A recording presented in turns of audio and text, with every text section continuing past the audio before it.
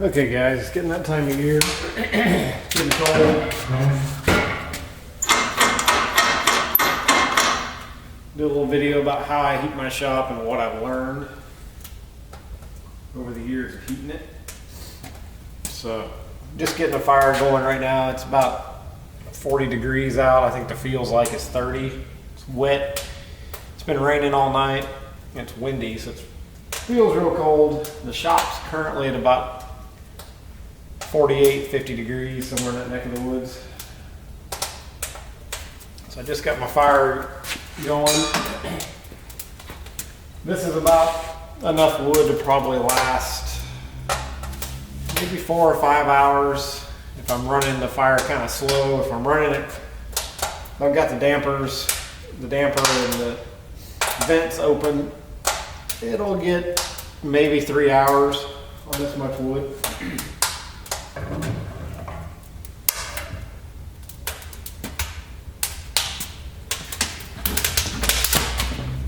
So, being that if you see my other videos, you know I run a sawmill. So of course I'm going to heat with wood because I've got plenty of it around. And that stuff there is half rotten, super soft wood, so I throw it in early, let it burn up.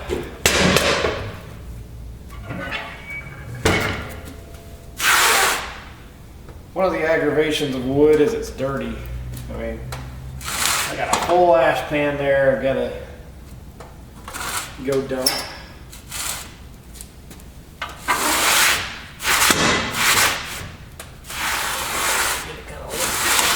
Get the ashes laid down so it can suck some air and get burning good and hot again. So I use Western cedar.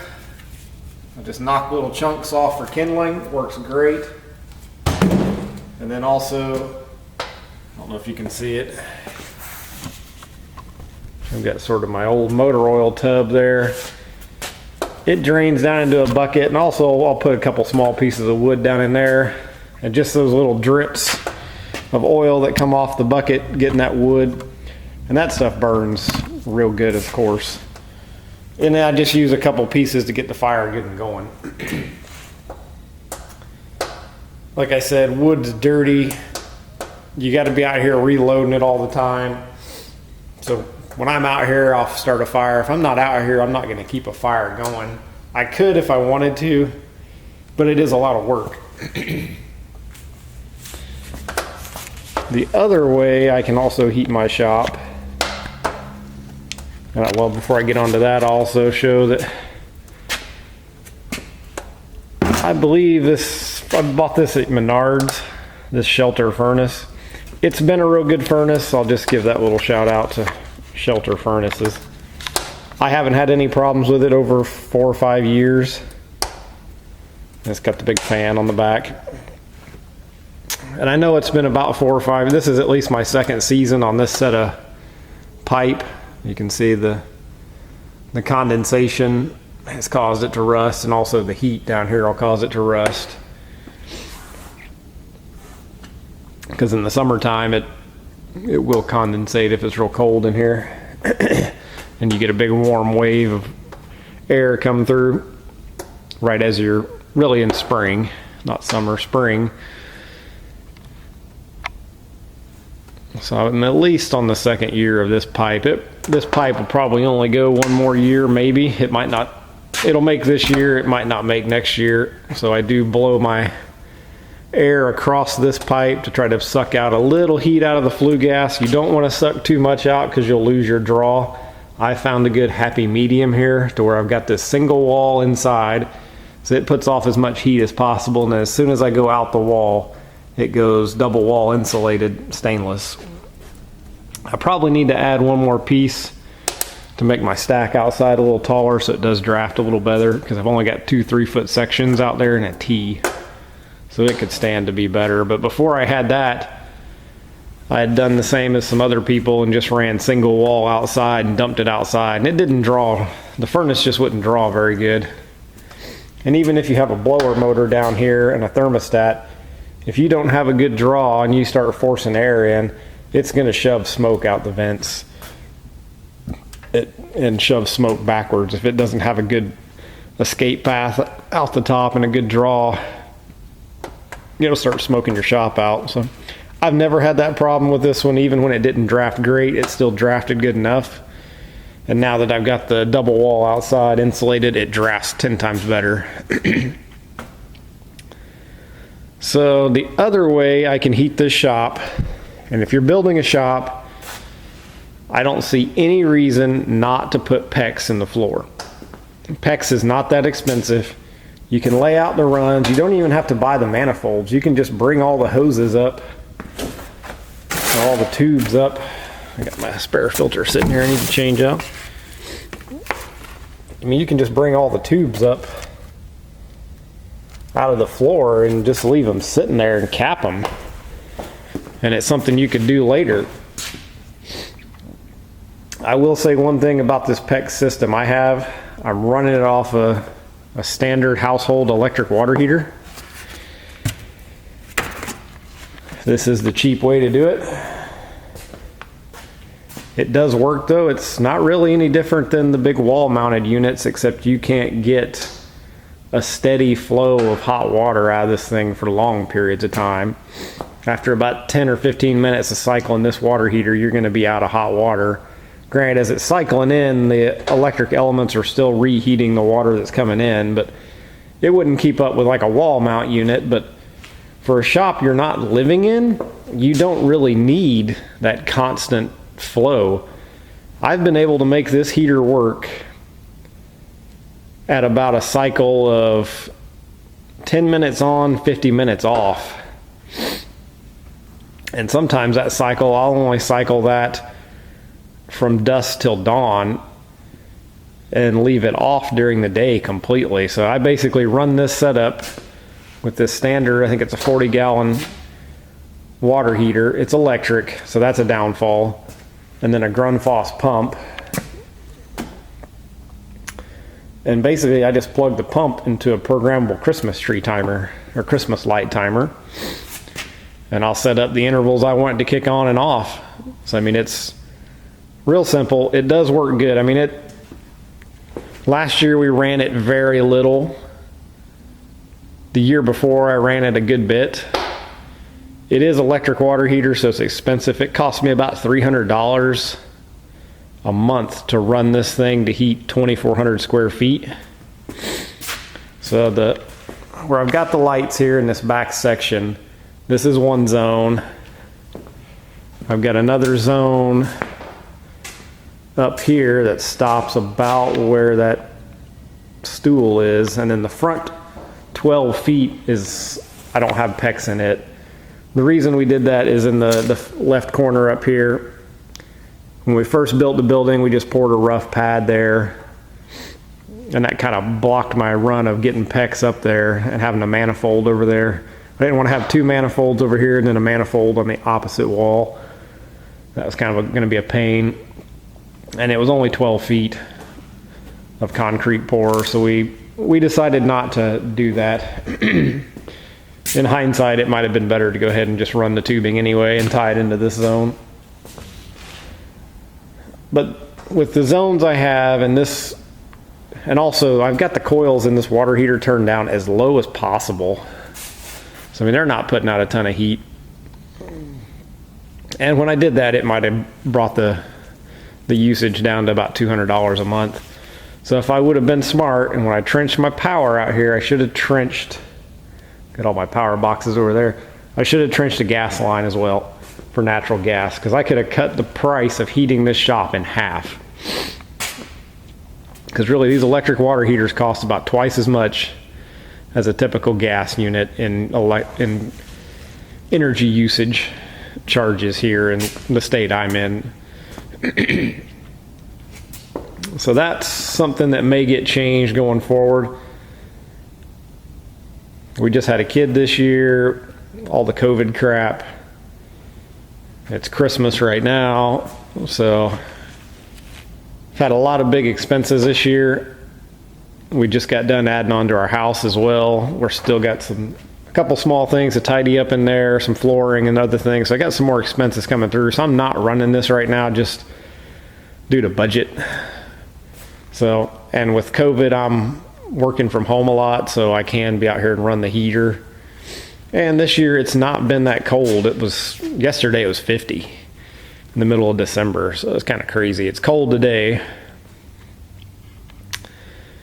But if you're building a shop or a garage, especially, this setup would work real well in a smaller shop too. It's probably stretching it a little bit for a 2,400 foot or 2,400 square foot shop, especially with the way my ceilings are set up. They're real tall. They're not a traditional truss, so a lot of heat runs up to the top.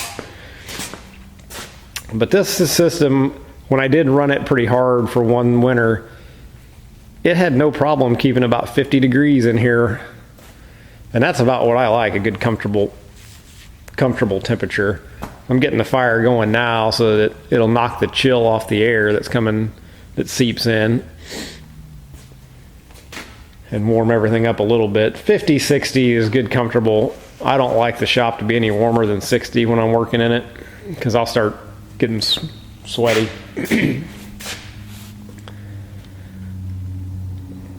One other thing with the PEX system, if you're gonna, like I said, if you're building a shop, it's pretty inexpensive just to go ahead and put the piping in the ground. You can always hook the system up later. One thing I will mention, if you ever plan to put a lift, make sure you mark out where you want the lift and don't pipe in that area, because you'll have to drill the concrete. That's something I didn't think of. I know about where my runs are because we did all the plumbing ourselves, but I'm a little leery on that, which I don't have the money for a lift right now anyway, but future plans. Also, if you're going to do this system, we lined the whole outside of the shop. Before we poured concrete, we put down foam board insulation around the whole perimeter.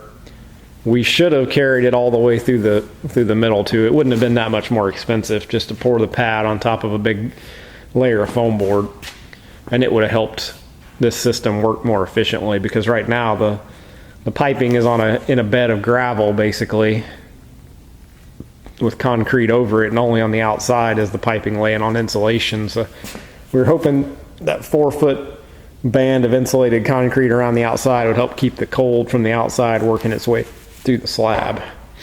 And it helps. It's just not as good as a fully insulated slab.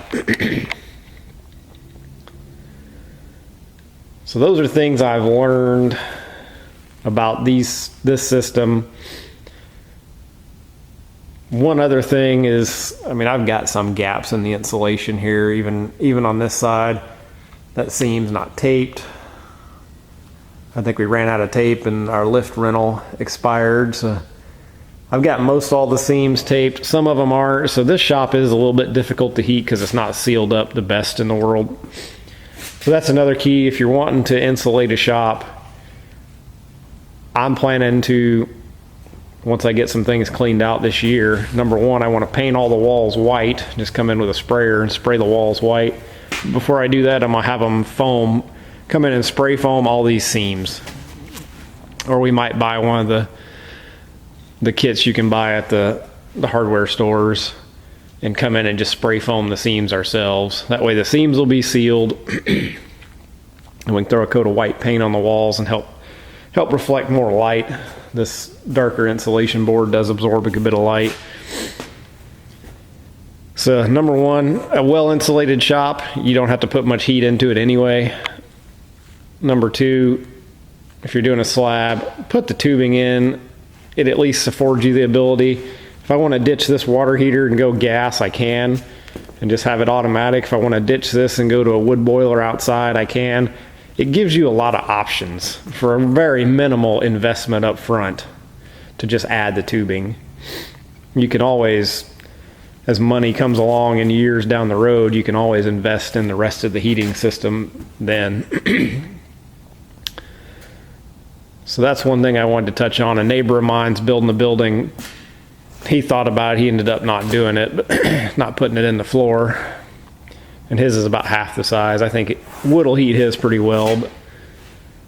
But in hindsight, I think he probably should have went ahead and done the tubing, because like I said, it just gives you a lot of options going forward. I love the floor heat, especially if you're down on the floor working on something like this car, because I can heat this building at my height right here at about 5-6 foot.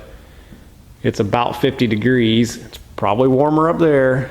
It's colder down here. So the lower you get, the more you're working on crap.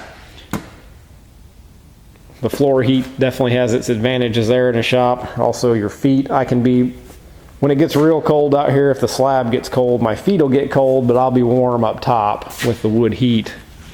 So that's one downfall. I mean, we use wood because I've got a lot of wood around with the sawmill.